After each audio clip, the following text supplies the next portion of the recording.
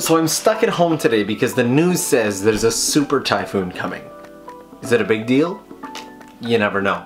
Sometimes these typhoons just miss Japan, or sometimes they hit pretty hard and heavy.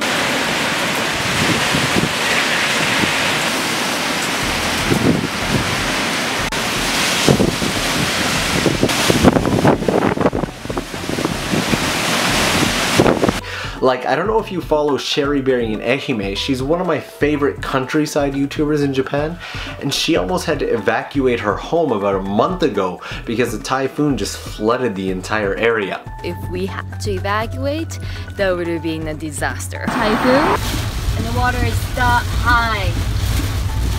Most of the typhoons that I've had the chance to experience here in Tokyo have either been incredibly wild and just blowing stuff all over the place, or they just pass by.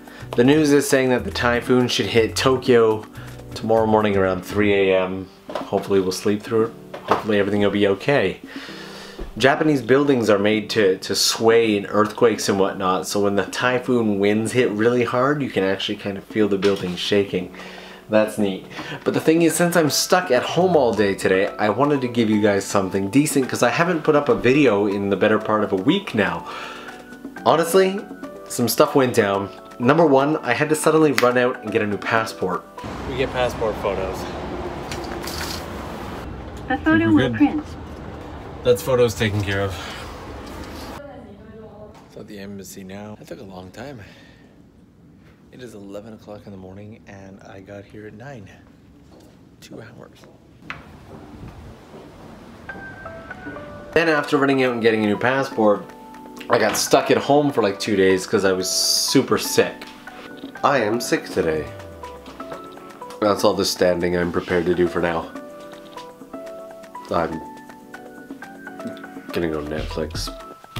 And that brings us to where we are today. Now, I just spent the last hour putting together this video talking about Japanese visas, and honestly, as I was editing it, I just did not like it. I thought that it would be a great video to do because I actually used to run a small consulting company that helped people get to Japan.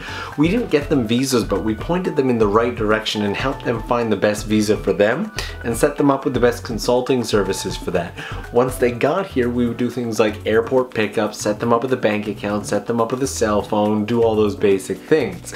I stopped doing that a few years back, but I thought, you know what? Maybe I can share some visa information with you guys. As I was editing the video, I did not like any of it, so what we're gonna do is I'm just gonna cut all that out and we're gonna jump right into the second part of it, which is a Q&A. You guys have left me some really awesome questions, and I wanted to do a Q&A. I've wanted to do one for a while. I kind of wanted to do it outdoors in multiple locations, break it up and make this really nice thing, but the weather has been just atrocious lately, so I'm sorry. We are stuck right here for today. Now, if there are any questions you have that are not covered in this Q&A, please leave them in the comments section below. I love getting questions from you guys. So let's get to the Q&A in 3, 2, Alright, now we can continue. Gonna jump right in with this one. Do you listen to Japanese idol music? If yes, which group? If not, I recommend, I'll just leave the comment right there. Other than the music that I use for my vlogs, actually, interesting fact about me, I stopped listening to any music other than shamisen music for a period of, I would say, at least 3 years. You see, for those of you who don't know, I play that instrument called the shamisen. My shamisen's right over here. This is my shamisen right here. I've been playing this instrument now for, I don't know, 5, 6 years, something like that. But I started this instrument at quite a disadvantage because A, I'm not Japanese, and B, I started this at the end of my 20s and I had no base or understanding or feeling of this type of music. So in order to get kind of an edge and really get into it, I removed all Western, all Japanese, all music off of my iPod, and I replaced it with only Tsugaru shamisen music and listened to only that for a total of 3 years. when I came back to music, it was a very exciting experience. It was like, wow, look at all this new music. And it was actually really hard to cut out all other music for 3 years. But yeah, I'm rediscovering music as of about a year, 2 years ago. So I will get back to you on that question. Ask me again in a year. All right, next question is from Jesse, which is, what is the greatest struggle you've come across being a foreigner in Japanese culture, and have you found a way to overcome it? I like this question.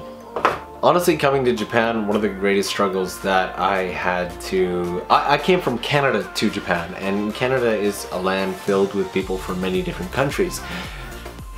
Japan is a land filled with Japanese people, and that's one of the things that makes Japan as great as it is. It has a rich, long history and culture that is very ingrained in the society. In that way, I think one of the biggest things is you come expecting that it's going to be just like it is back home. You're going to be eye to eye with all these people, and there's going to be some really interesting stuff. But something you got to remember is the country of Japan was closed for a total of 200 years. Almost no one in and no one out. That's built a lot of the culture they have now, and when I very first came to Japan, my biggest culture shock was going to go into a bar, and as I went to open the door, I saw a sign that said Japanese only. And this wasn't some kind of like shady, like back alley bar. This was just a bar. I decided, you know what? I'm gonna break all the rules, I'm gonna go in anyway. And when I got in there, the staff instantly ushered me back out the door saying, sorry. At least they were nice enough to say it in English. These type of establishments have really decreased over the years, and the shock of that memory has decreased over the years as well. But at first I was like, wow, this is wildly terrible and racist. But you know what? I don't see it that way anymore. I think the way I overcame that is just to accept the history and the culture of Japan for what it is. When you love something or someone, you have to love it for the good and the bad. You have to love it for what it is. You're not always going to be able to accept 100% of everything. Love is unconditional, and I've chosen to come and live and love this country. I love that part of it too. So by deciding that I love Japan, by deciding that I love my life here, that's how I overcame that. Can you do a quick video on your diet and workout plan, please? I want to say that I'm not going to go too much into detail now. I would say that calories are wildly important, count your calories, but I will do an entire video set or series on how I went from where I was to where I am now. It was a huge difference. It was over 20 kilograms of fat loss. So hold tight for that. I haven't decided when I'm going to do it. I'm kind of working on some stuff in the background, so just hold with me. I promise you I will do a video on my fitness routine and how I got to where I am now. Alright? Cheers. Asking, what about the sorry, please, thanks in Japan, you know, any difference? So basically asking about manners in Japanese culture. I'd say Japanese are known to be fairly polite. I'm gonna go back and reference something that I'm sure I have said at another time, which is Japan is a country just like any other, and Japan is filled with people just like any other country. In any country, whether it be North America, South America, Europe, Australia, anywhere in Asia, you're gonna get a mix of different people with different personalities. You're gonna get super polite and really, you know, got good manners, and then you're gonna get the people who aren't as concerned with manners as the others. I feel that Japan has a pretty good mix. In general, most people are fairly polite. One thing that is much more comfortable about living in Japan is the fact that people in general just are more considerate to the people around them. It's common knowledge that Japanese don't really use their cell phones on trains, this, that, the next thing, so yeah. I like that. Not everybody follows these considerate of others rules, because again, it's a country with people just like any other country. But yeah, thanks for the question. A fellow Canadian here, wondering how you were able to attain the Japanese visa.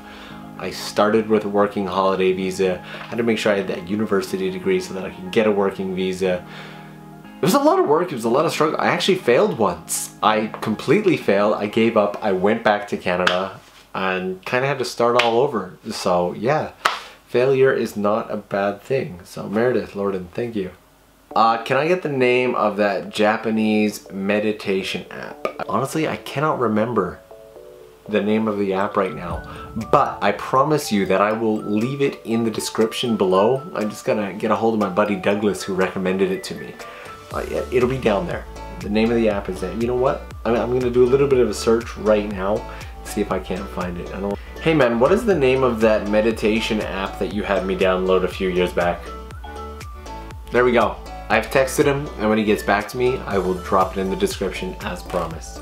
Asking where did I find my phone case, which I don't have on this phone right now. I'm charging it at the moment.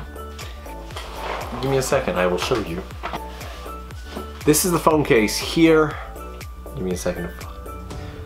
This is the phone case here. This thing is called the Ink Case. It is by a company called Waxis. I found this, I don't even remember when I found it. I found this maybe 6 months, a year ago, and got in touch with the company to tell them how cool I thought their case was. Like, come on, you can have an ebook reader and a screen on the back of your iPhone. Like, come on. Yeah, the company was super cool. We got in touch. I picked up some of their cases, and it was love. So, yeah. What is your diet like? And I'm gonna blur out the rest, because shy like that, mate. Michael King's here. Michael, you've commented on a few of my videos, very interested in the fitness side of things. I like that. As I said, I'm gonna do a whole video on that. This one here, Michael says, can you please do a video about the foods you eat every day? And also, can you do a video on working out in Japan? Like, where do people work out? And do they have 24-hour fitness gyms here? Quick one right now. I'll elaborate on it more later. Yes, Japan has 24-hour fitness gyms. The gym prices in Japan are astronomical. For the average person, I recommend that you check out the local sports centers. You can usually get like a 2-hour workout plan at the gym there for something like 200 yen, which is like $2. Again, I'll do a whole video on that later. Thank you again. How much did your friend save up for the year he's there? Could you do more interviews with him? You know what? I don't know how much he saved up. Before I came to Japan, I was hoping to be able to be here for at least a year, and I wasn't sure how much work I'd be doing. So just in case, I saved up around $12,000 in the hopes of being able to survive about 6 months. I ended up finding work fairly quickly and ended up just having a whole bunch of savings, which was also pretty awesome. But yeah, you obviously want to factor in things like how much is your rent going to cost, how much is food going to cost, and how much are you going to want to survive. I will definitely try and get him back to Tokyo and do another interview with him. I enjoyed that too, thank you. Alright guys, so that is the Q&A for today. As always, let's use this video as an opportunity to get some more questions going. Please leave me a question in the comment below.